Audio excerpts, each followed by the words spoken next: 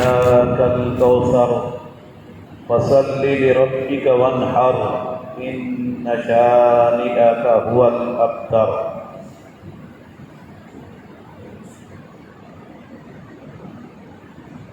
اس خطبہ جمعہ میں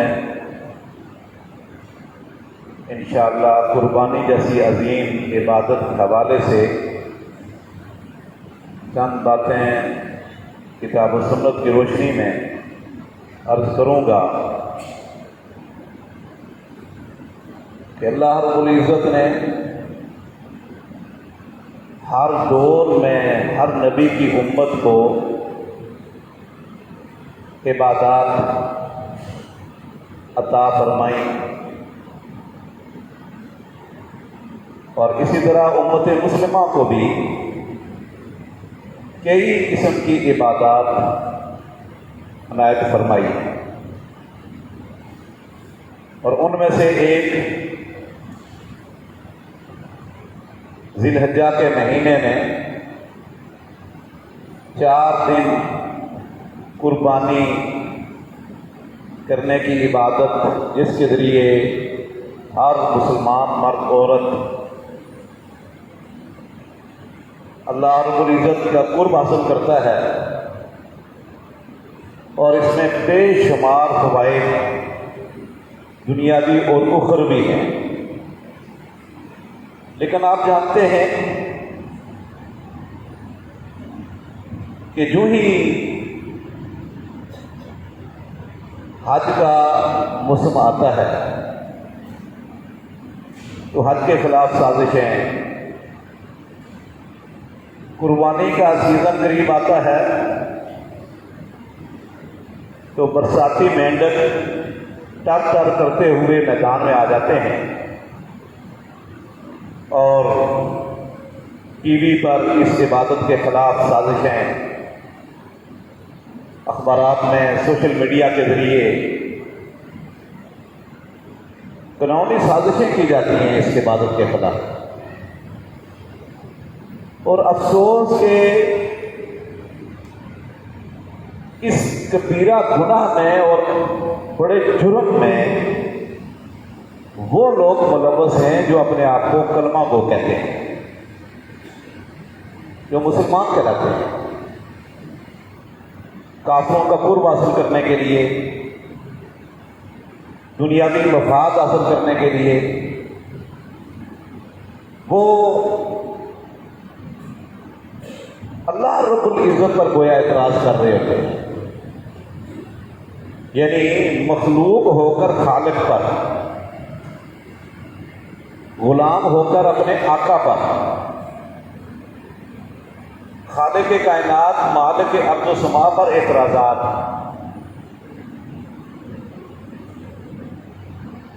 کہ جی قربانی کا فائدہ کیا ہے، یہ پیسے غریبوں کو دے دیے جائیں، مسکینوں بیواؤں کو دے دیے جائیں، پھر وہ اس کے نقصانات پر بھی لب کشائی کرتے ہیں۔ حالانکہ قربانی جیسی عظیم نعمت اور عبادت یہ اللہ رب العزت نے ہر دور میں ہر نبی کو اور اس کی امت کو دی ہے۔ قرآن کریم میں اللہ فرماتے ہیں وَلِكُلِّ أُمَّةٍ جَعَلْنَا مَنسَكًا۔ آدم علیہ السلام سے لے کر محمد الرسول اللہ صلی اللہ علیہ وسلم تک ہر نبی کی امت کو ہم نے قربانی کے طریقے عطا کیے، قربانی کی نعمت عبادت عطا کی ہے۔ لِيَذْكُرُوا اسْمَ اللَّهِ عَلَىٰ مَا رَزَقَهُم مِّن بَهِيمَةِ الْأَنْعَامِ، تاکہ جو اللہ نے ان کے لیے مخلوق، یہ چوپائے، یہ جانور پیدا کیے ہیں، ان پر اللہ کا نام لیں اور رب کا قرب حاصل کریں۔ اور آدم علیہ السلام کے بیٹے حابیل اور قابیل کی قربانی کا تذکرہ بھی قرآن مجید موجود ہے۔ اذ قربا قربانا فتقبل من احدہما ولم يتقبل من الآخر۔ یہ انسانیت کی ابتدا ہے آدم سے، اور قیامت تک یہ انسانیت کی انتہا ہے۔ اور نبوت کی ابتدا آدم سے اور انتہا محمد صلی اللہ علیہ وسلم پر۔ قربانی پر اعتراض دراصل اللہ پر اعتراض ہے، خالق اور مالک پر، اور اللہ کا کوئی کام، کوئی فعل حکمت سے خالی نہیں۔ ان گنت حکمتیں ہیں جن میں دنیاوی بھی ہیں اور اخروی حکمتیں بھی موجود ہیں۔ سب سے زیادہ تو بڑی حکمت ہے کہ انسان خطا کا پتلا ہے، گناہگار ہے، نسیان اس کی صفت میں داخل ہے، یہ آہستہ آہستہ اللہ سے دور ہوتا چلا جاتا ہے۔ اللہ اس کو اپنے قریب کرنے کے لیے مختلف موسم میں، مختلف اوقات میں کئی طرح کی اللہ نے باتیں عطا کی ہیں۔ ہر عبادت کا الگ مقام ہے، الگ اجر ہے، اور الگ ہی اس کے فوائد ہیں۔ کوئی عبادت دوسری عبادت کا متبادل یا اس کی جگہ پر آ جائے، ایسا نہیں ہو سکتا۔ اخروی فوائد، رب کی رضا کا سبب، اللہ کے حکم پر لبیک، یہ تو اپنی جگہ پر ہے۔ دنیاوی فوائد بھی اس قربانی میں بے شمار ہیں۔ آپ جانتے ہیں کہ اس وقت مہنگائی کا دور ہے، کتنے ہی ایسے لوگ ہیں جو پورا سال گائے کا اور بکرے کا گوشت نہیں کھا سکتے۔ میں جانتا ہوں پورا سال نہیں کھا سکتے، حتیٰ کہ ایسے لوگ بھی اس کراچی میں بستے رستے ہیں جو مرغی بھی نہیں کھا سکتے۔ سبزی ہے، دال ہوتی ہے، اسی پر گزارا کرتے ہیں۔ اب وہ بھی امید لگائے بیٹھے ہوتے ہیں کہ قربانی کا سیزن آئے گا، جانور ذبح ہوں گے اور ان کو گوشت ملے گا، اور الحمدللہ ملتا ہے۔ بے شمار ایسے لوگ ہیں میں نے دیکھے ہیں جو خود نہیں کھاتے، کچھ کھاتے ہیں، کم کھاتے ہیں اور غریبوں میں سب بانٹ دیتے ہیں۔ اور کئی ایسے لوگ ہیں جو ایک آدمی کئی جانور وہ ذبح کر رہا ہوتا ہے، اور دل کی خوشی سے اور پیٹ بھر کے غریب کھاتے ہیں۔ پھر اس ہٹ کر اس قربانی کے ساتھ وابستہ کتنے لوگوں کی روزی اور روٹی لگی ہوئی ہے، کہاں جانور پلتا ہے، کس جگہ پر کیسے پہنچتا ہے، منڈیوں میں فروخت ہوتا ہے، پھر وہاں سے گھر جاتا ہے، پھر گھر میں اس کو ذبح کیا جاتا ہے، ذبح کر کے پکتے تک اور اس کو پیکنگ تک ہزاروں بندے وابستہ ہیں جن کا رزق جو ہے اس کے ساتھ وابستہ ہے۔ اور کئی ایسے غریب ہیں جو جانور پالتے ہیں اور اپنے سال کا خرچہ نکالتے ہیں۔ تو میرے بھائیوں میں بیان نہیں کر سکتا، آپ خود جانتے ہیں کہ صرف اب یہ قربانی کا سیزن ہے اور آپ دیکھ لیں کتنے ہی لوگوں کا روزگار لگ گیا ہے۔ جو بیچارہ کچھ نہیں کر سکتا نا، وہ بھی کہیں چارہ لے کر، گھاس لے کر، چھریاں لے کر، گاڑی لے کر بیٹھا ہوا ہے۔ اللہ اکبر، کتنی بڑی حکمتیں ہیں۔ یہ انسان جاہل ہے، وقال الانسان جہولا ہے، یہ ظلوم جہولا ہے، یہ بڑا ظالم اور جاہل ہے یہ انسان جو اس طرح کی باتیں کرتا ہے۔ تو اللہ رب العزت نے اس عبادت کے ذریعے بہت بڑی بہاریں، رحمتیں، نعمتیں وابستہ کی ہوئی ہیں۔ یہ ایک بہت بڑی حکمت ہے۔ پھر اسے ہٹ کر قربانی ابراہیم علیہ السلام کی سنت جاریہ ہے۔ ہم تو صرف جانور ذبح کرتے ہیں نا، ابراہیم علیہ السلام کو اللہ نے بیٹا قربان کرنے کا حکم دیا تھا، جو اکلوتا بیٹا تھا اور بڑھاپے میں ملا تھا، ٹھیک ہے۔ وَإِذِ ابْتَلَىٰ إِبْرَاهِيمَ رَبُّهُ بِكَلِمَاتٍ فَأَتَمَّهُنَّ، ابراہیم علیہ السلام ثابت قدم ٹھہرے اور سرخرو ہوئے۔ وَفَدَيْنَاهُ بِذِبْحٍ عَظِيمٍ، اللہ اللہ فرماتے ہیں یہ تو ہم نے آزمانا تھا، امتحان لینا تھا ابراہیم علیہ السلام کا۔ ابراہیم علیہ السلام نے حقیقت میں بیٹے کو لٹا دیا، وَطَلَّهُ الْجَبِينَ، اور چھری تیز کر کے ان کی گردن پہ چلا دی۔ سازشیں تو ہو رہی ہیں، جانور جو رب نے پیدا اس کام کے لیے کیا ہوا۔ ابراہیم علیہ السلام خلیل اللہ نے تو بیٹا ذبح کرنے کے لیے بھی تیار ہو گئے اور شروع کر دیا۔ یہ الگ بات ہے کہ اللہ رب العزت نے آزمانا تھا، لیکن انہیں کیا معلوم تھا کہ یہ میری آزمائش ہے؟ وہ تو حقیقت میں بیٹے کو ذبح کر رہے تھے۔ اللہ اکبر۔ پھر ابھی جو سورت میں نے آپ کے سامنے پڑھی ہے، قرآن کریم کی سب سے چھوٹی سورت، اِنَّا أَعْطَيْنَاكَ الْكَوْثَرَ فَصَلِّ لِرَبِّكَ وَانْحَرْ، رب کے لیے نماز پڑھو، ونحر اور نحر کرو، قربانی کرو، ان شانئک هو الابتر، آپ کے دشمن ہی نسل بریدہ ہوں گے۔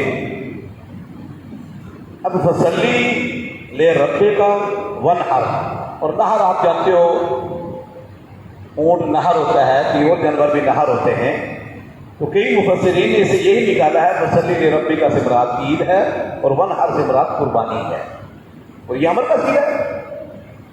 اسی طرح قرآن کریم میں بھی احادیث میں قربانی کی بڑی ترغیب دی گئی ہے، فضیلت ہے، اہمیت بیان کی گئی ہے۔ اب اس میں مختصر بیان کرتا ہوں کہ قربانی ضروری ہے، لازمی ہے یا سنت ہے۔ یہ دو موقف اس وقت ہمارے یہاں بھی پائے جاتے ہیں اور مسلمانوں میں۔ اگر آپ بغور کتاب و سنت کا مطالعہ کریں تو آپ اس نتیجے پر پہنچیں گے کہ غنی آدمی، مالدار آدمی پر قربانی فرض ہے، غریب پر قربانی فرض نہیں، اس کی حق میں سنت ہے۔ پہلی دلیل یہی ہے فصلی لربک وانحر۔ دوسری دلیل سنن ابی داؤد کے اندر حدیث ہے، مسند احمد میں، دیگر کتب میں، مستدرک حاکم میں بھی ہے کہ اللہ کے نبی صلی اللہ علیہ وسلم نے میدان عرفات میں خطبہ دیتے ہوئے یہ فرمایا تھا، ان علی اہل کل بیت عقیرۃ و اضحیۃ، کہ ہر گھر والے پر، ایک فیملی پر سال میں ایک مرتبہ قربانی، اضحیہ اور عقیرہ فرض ہے۔ پھر امام ابو داؤد رحمۃ اللہ علیہ لائے ہیں حدیث کے عقیرہ پھر منسوخ ہو گیا، اس کی اجازت ختم ہو گئی، حکم ختم ہو گیا، قربانی قیامت تک باقی ہے۔ یہ حکم ہے، لازمی ہے غنی پر کے ہر سال میں ایک مرتبہ کیا جائے۔ یہ حدیث بالکل سمجھن صحیح ہے۔ تیسری بات، سنن ابن ماجہ میں، مسند احمد میں، دیگر کتابوں میں یہ حدیث موجود ہے صحیح سند کے ساتھ کہ اللہ کے نبی صلی اللہ علیہ وسلم نے فرمایا، من وجد ساعۃ ثم لم یضحی فلم یضحی فلا یقربن مصلانا، جس آدمی کے پاس گنجائش ہے، آدمی کھلا ہے، غنی ہے، مالدار ہے، اس کے باوجود قربانی نہیں کرتا تو وہ ہماری عیدگاہ کے قریب بھی نہ آئے۔ یہ بڑی سختی ہے، سخت حکم ہے کہ ہماری عیدگاہ کے فلم یقربن مصلانا، ہرگز ہماری عیدگاہ کے قریب بھی نہ آئے، دور رہے وہ، گنجائش کے باوجود قربانی نہیں کرتا۔ چوتھی بات، ابو بردہ بن نیار مدینے کے ایک متمول صحابی تھے، غنی تھے، جو برا بن عازب رضی اللہ تعالیٰ کے ماموں تھے۔ ان کے واقعات حدیث میں موجود ہیں، اچھے خاصے دولت مند تھے۔ انہوں نے ایک بکرا پالا ہوا تھا قربانی کے لیے، صحت مند، توانا، تندرست، اور عید والے دن نماز فجر کے فوراً بعد قربانی کر دی۔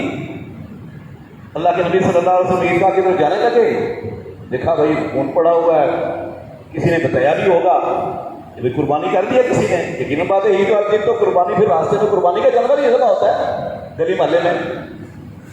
آپ نے خطبہ دیتے ہوئے فرمایا آج ہم سب سے پہلے عید کی نماز پڑھیں گے، پھر جا کر قربانی کریں گے، سنت پر عمل کریں گے، اور جس نے نماز عید پڑھی پھر جا کر قربانی کی اس نے سنت کو پا لیا، یعنی طریقے کو، اسلامی طریقے کو پا لیا، اور جس نے نماز عید کی ادائیگی سے پہلے قربانی کر لی یہ عام گوشت ہے، قربانی کا گوشت نہیں، قربانی کا اجر نہیں ملے گا، اس فضیلت سے وہ محروم رہ گیا۔ یہ انما ہی لحم الشاۃ، عام گوشت ہے بکری کا، جیسے ہم کساب سے خرید لیتے ہیں یا خود ذبح کر لیتے ہیں، قربانی نہیں ہوئی۔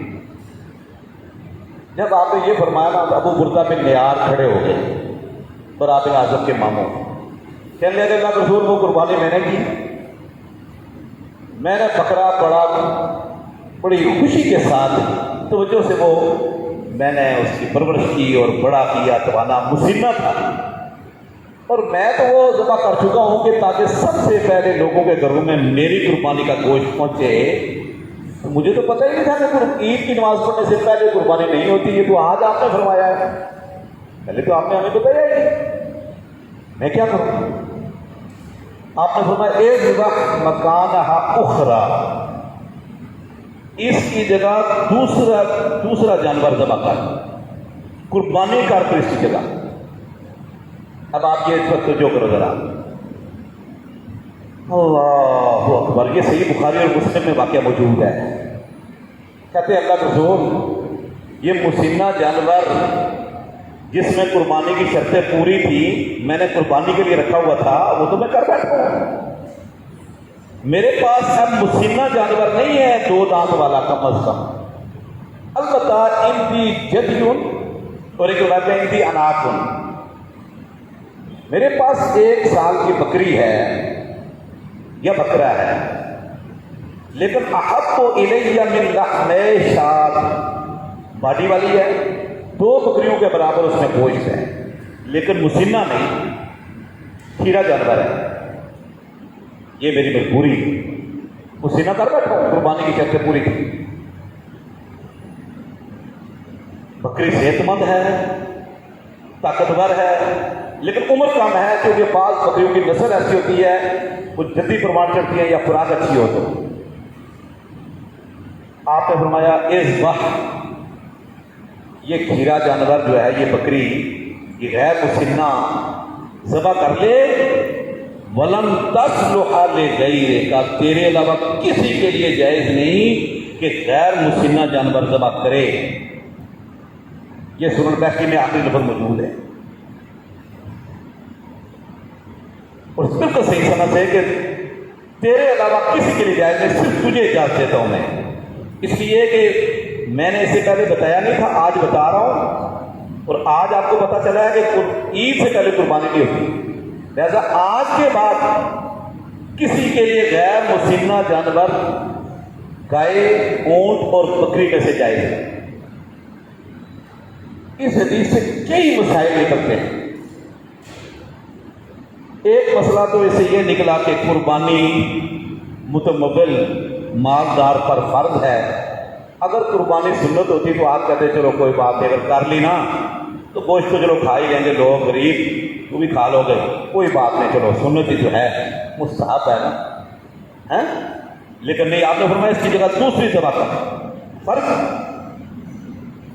لازمی ہے، حتیٰ کہ اس نے عذر بیان کیا کہ اب میرے پاس مسنہ جانور نہیں جس میں قربانی کی شرطیں پوری ہوتی ہیں، نہیں میں ذبح کر سکتا۔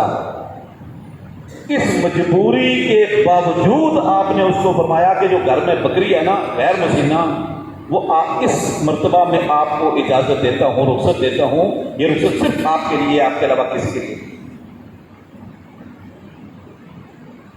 اتنی اہمیت ہے اس کی، مجبوری کے باوجود معافی نہیں ہے کہ چلو کوئی بات نہیں جانے دو۔ ایک مسئلہ اسے یہ نکلا کہ مسنہ جانور کی قربانی لازمی ہے، اونٹ، گائے اور بکرے کے جنس میں، تو کم از کم 2 دانت والا ہو، 4 6 8 جتنا مرضی ہو، کم از کم یہ عمر اور یہ نشانی اللہ کے نبی صلی اللہ علیہ وسلم نے قربانی کے جانور کے رکھے۔ تیسرا مسئلہ یہ ثابت ہوا کہ اگر گھر کا جانور پلا ہوا ہو اور بلا شک وہ 1.5 سال کا بکرا اور مسنہ نہیں تو قربانی درست نہیں، کیونکہ اس میں کئی لوگوں کا یہ فتویٰ بھی آتا ہے کہ جی منڈی سے اگر خریدو تو مسنہ ہونا چاہیے، اگر گھر کا جانور ہے تو غیر مسنہ بھی چل جائے گا، اگر وہ 2-2.5 سال کا ہے، مثلاً گائے 3 سال کی ہے، بکرا ہے وہ 14 مہینے کا ہے، 15-16 مہینے کا ہے تو چل جائے گا، گھر کا ہے، کیونکہ ان بات گھر کا ہے۔ تو اب ابو بردہ بن نیار کی یہ بکری گھر کی پلی ہوئی تھی، اس کے باوجود آپ نے فرمایا کہ صرف اس سال آپ کو اجازت دیتا ہوں غیر مسنہ بکری ذبح کرنے کی، اور آپ کے علاوہ کسی کے لیے جائز ہی نہیں، حلال ہی نہیں کہ غیر مسنہ بکری ذبح کرے، اگرچہ وہ گھر کی پلی ہوئی کون ہو۔ ثابت ہوتا ہے کہ یہ جو علامت ہے یہ بہت ضروری ہے غیر مسنہ ہونا ہے جانور کے لیے۔ البتہ جو مینڈا ہے، مینڈا، دمبا، چھترا، بھیڑ، ان کے لیے مسنہ ہونا چاہتے ہیں، انشاءاللہ اللہ نے توفیق دی تو اس کی تقریباً 8-9 روایات موجود ہیں اللہ کے نبی صلی اللہ علیہ وسلم کی سنن اربعہ میں، مسند احمد میں، اور اسی طرح سلسلہ صحیحہ میں، صحیح الجامع صغیر میں، کہ ان الجزا یوفی مما یوفی منہ السنین، ان الجزا یوفی مما یوفی منہ السنین، کہ جہاں مسنہ جانور کفایت کرتا ہے وہاں مینڈا، چھترا، دمبا، اون والا جانور غیر مسنہ بھی کفایت کر جاتا ہے، لیکن جوان ہو، جزا کہتے جوان۔ اللہ اکبر۔ تو میرے بھائیو، ان ادلہ سے یہ ثابت ہوتا ہے کہ جو غنی آدمی ہے، مالدار ہے، اسے اس میں سستی نہیں کرنی چاہیے، لازمی قربانی کرے۔ البتہ غریب ہے تو ٹھیک ہے، وہ استطاعت ہے کر لے، نہیں استطاعت نہ کر لے، اور کرنے میں ہی خیر ہے۔ اللہ کا قرب حاصل کرنے کے لیے ان گنت فوائد ہیں، حکمتیں ہیں، وہ اس کو حاصل ہوگی، نہیں تو نہیں حاصل ہوگی۔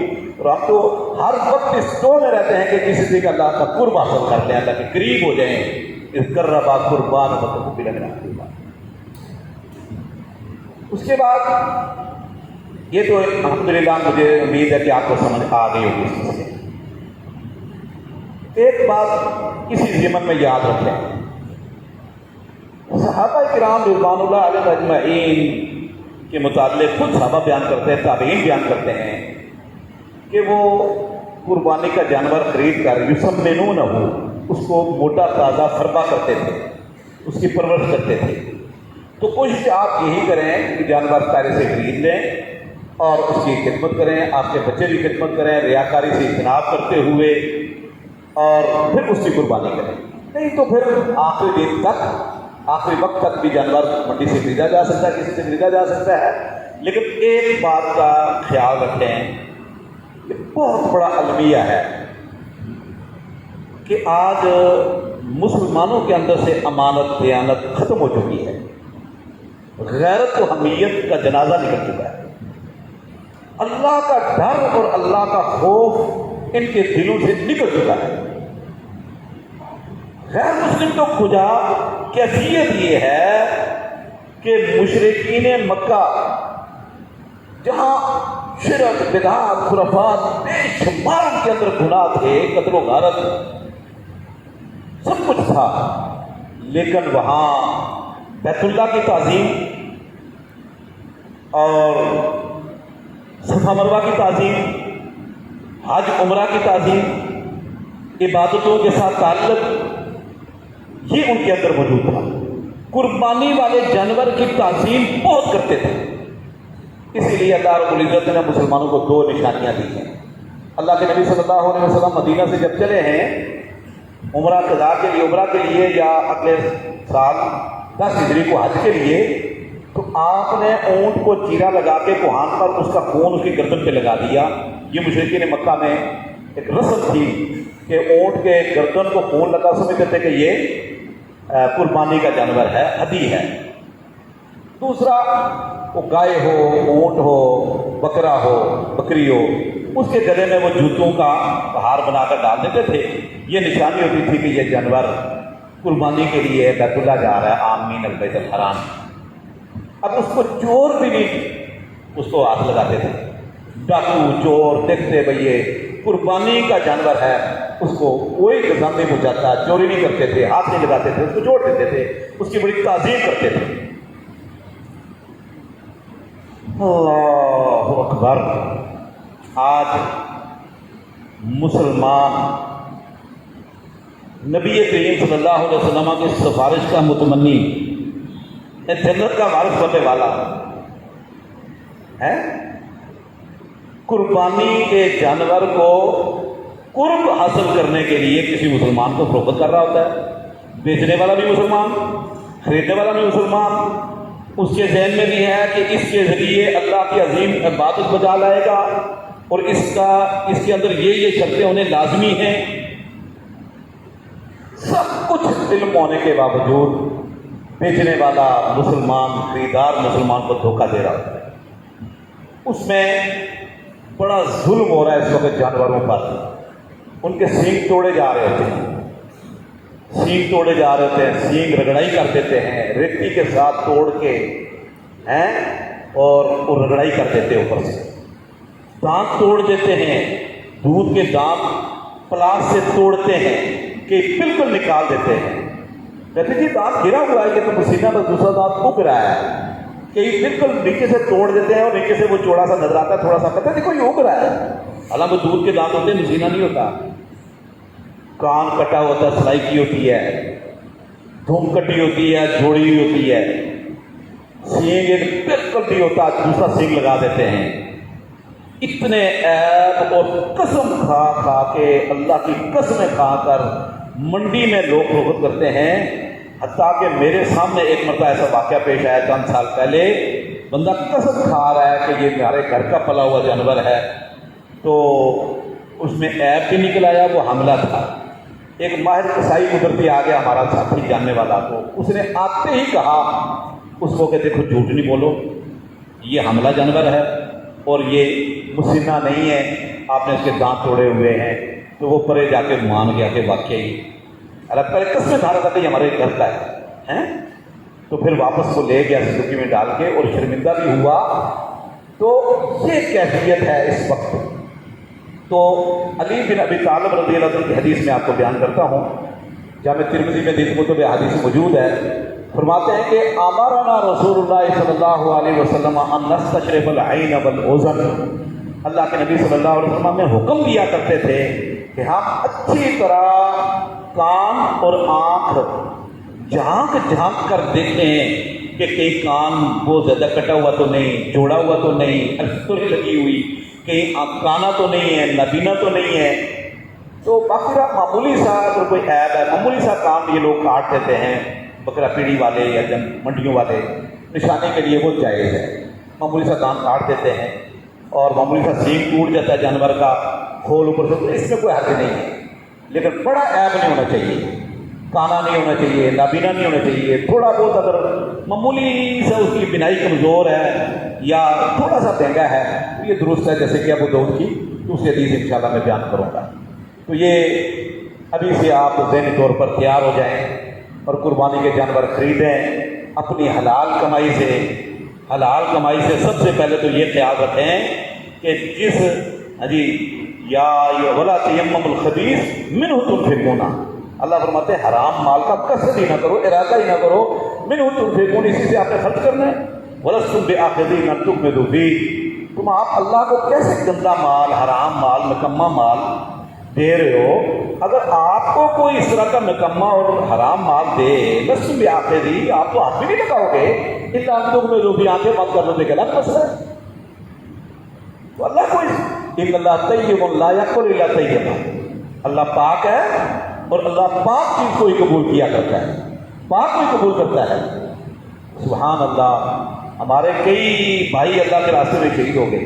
ہم جب وہ ہمارے یہاں پڑھتے تھے یا ہمارے ساتھ چلتے تھے تو اس کا تقویٰ، اس کی پرہیزگاری، اس کا تہجد، اس کی نیکیاں اس کا اخلاق دیکھ کر اکثر ہمارے بھائی کہہ دیتے ہیں کہ یہ بھائی اللہ کے راستے میں شہید ہوگا، اور قدرتی بات ہے وہ شہید ہوگا۔